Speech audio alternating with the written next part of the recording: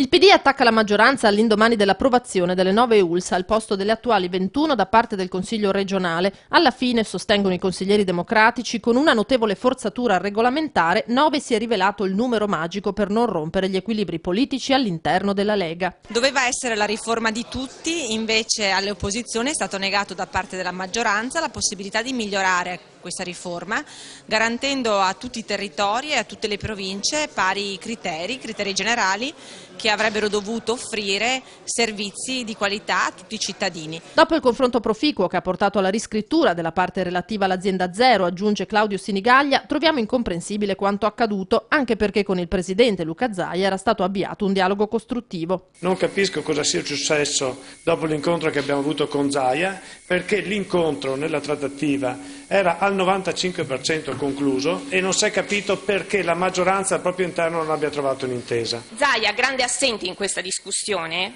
ha deciso di piegare la schiena ai criteri di spartizione, quelli per cui un consigliere è più bravo degli altri a difendere il proprio territorio.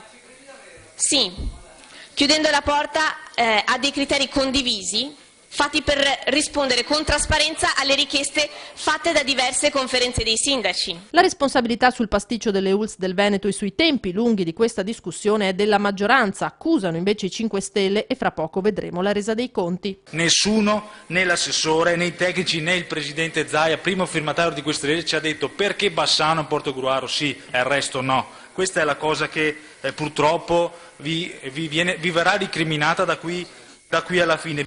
Inferocito il tosiano Maurizio Conte, fino a ieri rimpiange c'era l'ULS 15 Alta Padovana, col bilancio in attivo per oltre 1 milione di euro. Da domani il nostro nuovo bilancio, condiviso con tutta la provincia di Padova, avrà un debito di oltre 60 milioni. Hanno eliminato l'ULS più virtuosa d'Italia. Continueremo la battaglia in Consiglio e forse anche in Tribunale.